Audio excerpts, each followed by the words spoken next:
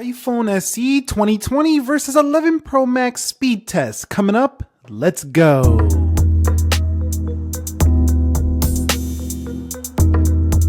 So what is up, guys? Nick here, helping you to master your technology. Welcome to the 2020 version of the iPhone SE versus the 2019 iPhone 11 Pro Max speed test. Let's begin with a boot up here in 3, 2, 1 and see which one can get there first. Now, they both have the Apple A13, so before one of you haters gets in the comments saying, this makes no sense, man, well, I'm not gonna buy that phone because this one's just much cheaper, it's a better value. I know that these aren't the same customers here, but it's fun to see how does this boy do against this boy over here. So you can see the iPhone SE actually turns on faster than the iPhone 11 Pro Max. I'm not sure why that is, but it just turned on faster than the 11 Pro Max. So when it comes to the biometric security, I do feel like Touch ID is actually faster than the 11 Pro Max here for the SE because you don't really have to do 2 steps. You kind of just touch the button and you're in. You don't even have to look at the screen to get it to activate. You can actually unlock it like that. So over here for the 11 Pro Max, every time you unlock it, you kind of got to look at it and then swipe up. Yes, it's a very fast-paced unlock, but it still takes a second here to get into the 11 Pro Max, but a lot of people will trade that for the convenience and just how awesome Face ID is in the user experience. So when it comes to the software, you could see 13.4.1 for the SE, 13.4.1 for the 11 Pro Max. Okay guys, so we have arrived at the app portion. Everything closed out for the 11 Pro Max, everything closed out for the SE. This does have 4 gigs of RAM. This does have the 120 Hertz sampling rate on here, which means that it registers inputs a little bit quicker. It's not a refresh rate that makes the display smoother, makes movies, makes motion smoother. No, it just registers touch input a little bit quicker. Also, this does have gestures. This does have a home button, so that should make a difference. He's like, come on, bro, get into the test. Let's go into clock 3, 2, 1. You can see very similar right there. Coming home, the 11 Pro Max a little bit faster with the gesture. Let's go into calculator. You can see very similar there. Let's go into the weather. You can see about the same there. Coming home, let's go into the settings. You can see it looked like the 11 Pro Max was slightly quicker on that one. We'll go into App Store. You can see, wow, that's so close. Let's go into games. And why that's impressive for the SE is that the SE, you can see it's loading up some of these tabs faster for the SE. Why that's impressive for the SE is because the SE is nowhere near the price of the 11 Pro Max. You can get like 3 or 4 SEs for the price of one of these. Let's go into PUBG Mobile, but for some people, the 11 Pro Max is 4 times better than the SE if you think about everything it offers: an OLED display, a triple camera system. There's a lot on tap here that actually make it worth that money if you're gonna take advantage of those features. You can see over here, let's X this out. PUBG loads at a very similar time. Really nothing to speak of here between the two. Let's go next that out and we'll go to start match, 3, 2, 1. And here is where iPhones seem to continue to shine, is when it comes to their gaming performance. They just have it. They have good titles, they have good gaming performance, and most people are really gonna just love gaming on their iPhone. If you never had one, you'll enjoy it as well.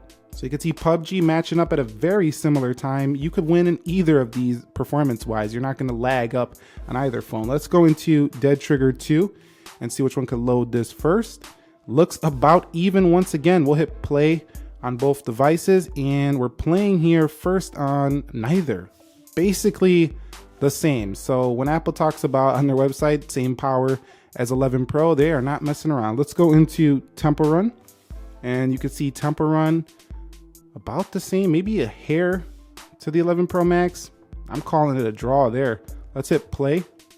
Yep, we're looking at a very, very same performance on both of them. Again, just coming home, that gesture's a little smoother, a little bit quicker. Let's hit Instagram and you can see Instagram is first there. Look like a hair to the right. Maybe I might be wrong. It might be actually the same. By the way, if you haven't checked out my new channel, More Nick Ackerman, go check it out, subscribe. We're going to be doing some videos over there we don't usually do on the main channel here. I'll leave a link down below in the description, but you could see, man, very similar performance here. Let's hit Twitter and you can see Twitter here first on the left. We'll go ahead and hit profile page and that looks pretty similar on both devices. We're gonna go into YouTube now. We'll go to the Explore tab for both. We're gonna go over here to, how about gaming? And you can see very similar on both again. I mean, really, the SE is a very good performer for this price point. You can see eBay right here going to the 11 Pro Max, but there's a lot of differences here when it comes to the experience of these two phones. Let's hit Target.com. The 11 Pro Max feels smoother with its display. I feel like that 120 hertz sample. I hit something there. Let's go back to Target over here. But looking pretty similar on the scroll speeds and stuff, but you just have so much more display. You have OLED, stuff like that. It really does make a difference. Let's go into Best Buy. But if you don't need all that stuff, the SE is definitely an everyone iPhone, I feel like, and probably will sell more units than the 11 Pro Max in its life cycle. Let's come home. Let's go into Amazon. And you could see Amazon there to, was that the left? I couldn't see that one. Let me know down below. Pretty close though. Let's go into Geekbench 5, 3, 2, 1. And you could see, looks like the 11 Pro Max had that one. And we'll come back home and we'll go into Slingshot. You could see very similar once again. And we'll go into speed test. And you can see speed test loads up at a very respectable time on both of them. Wow, the performance for that $399 iPhone is unbelievable. You could see at the same level as a $1,200 iPhone. So let's rerun through these apps to see if we get any stutters, any delays for the SE here. What was that? Was that a delay? Maybe, I don't know. Let's go into Geekbench. Let's go into Amazon. Let's go into Best Buy. Let's go into Target.com or the app. Let's go into eBay, pretty good. YouTube. So you can see that with 3 gigs of RAM, nothing really to worry about. The SE can fly through this stuff. And if you loved your 7, you loved your 6, you loved your 6S, you're like, bro, I don't want a different style of phone. I just want more power. Get the SE. You'll be very happy with this phone. You can see everything, just no problems here. Now, if iOS 14 brings some multitasking features, that'll be amazing to have it on a small display like that, just to have something extra. But it'll definitely take advantage more on a display like the 11 Pro Max. You can see right here, this gesture is just so smooth when going through these applications. So for me, I think the experience feels more polished with the gestures on the 11 Pro Max. It just has a more, I don't know, refined feel with these gestures. But some people probably may not care for them. They might actually value Touch ID more than having a face scanner and gestures, which is a different experience to learn. So you seem pretty similar there in opening the apps up again with this, with even more RAM. It didn't seem like the SE had much of a difference in performance. It looked pretty similar. Okay guys, so we're in Safari. We're gonna do a Sun Spider test on both of them, see what they kind of pull in when it comes to their results. Now the SE has been doing incredibly well, like a rocket, but it's facing up against another beast over here and the 11 Pro Max. And look at the SE go, a slightly better score, not enough to make a difference, but pretty incredible to see. You have as fast, if not sometimes faster browsing performance on this small boy than this big boy over here. But really, it's not gonna make a big difference in the real world. And so in the real world, the real differences will be the display size. Pinch to zooming is smooth on both. There's no big difference there. And surprisingly, even though the resolution is so much lower on the SE, because it's on a smaller display, you're not really gonna care or notice it too much. You'll actually probably still really enjoy the True Tone feature, the dark mode on the SE, and the pinch to zoom is smooth. Everything is smooth scrolling. That's the real difference in browsing. And also, you know, just having more space to see everything is where the 11 Pro Max will shine, and in video, a lot more display to watch video, play games. That's where the real difference is. But in terms of the browsing, I think it can be cramped for some people who are used to large displays. And if you really love browsing, you probably want a bigger iPhone, but this is still a very fast and competent performer in the SE. Okay, so we're in iMovie now, and I just wanna show you quickly, since we're doing a speed test, how fast and speedy they are going through the timelines. No lag on either. You can easily make video on the SE, edit it on the SE, upload it directly to YouTube, all on this little pocketable device. Let's hit done here. We're gonna go ahead here now and we're gonna save this project in 4K. So let's save this video. We'll do it in 4K in 3, 2, 1. It's just a 1-minute clip, but it should be enough to see how similar they are, if there's any differences in the performance here. Looks to me like the 11 Pro Max is ahead, but I'm not gonna sleep on the SE because the SE has been known to come back and just take the win out of nowhere in some previous videos. So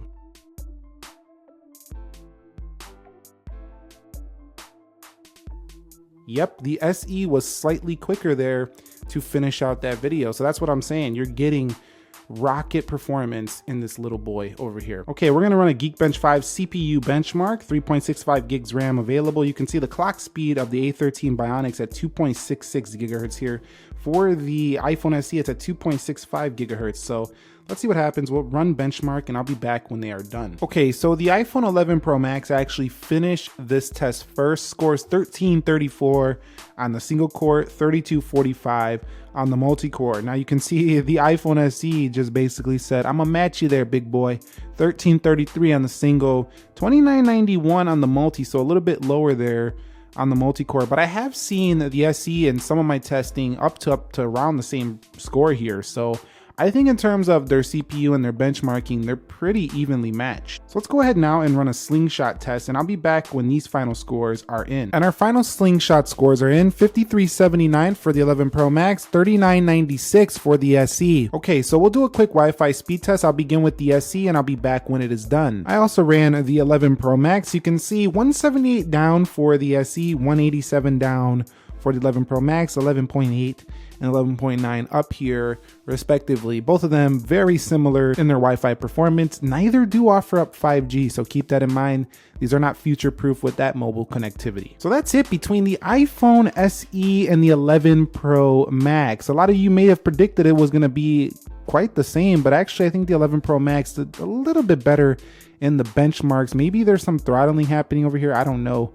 But as you start using it up, it seems like the 11 Pro Max is holding on to its power a little bit better. 4 gigs of RAM over here, but really it'll come down to the experience between these two. But you can see the iPhone SE hold its own against a phone that's 4 times the cost of that device. So let me know your thoughts down below in the comments section of this video. Subscribe if you haven't already. Nick here helping you to master your technology. Be sure to stay safe, stay well, and peace.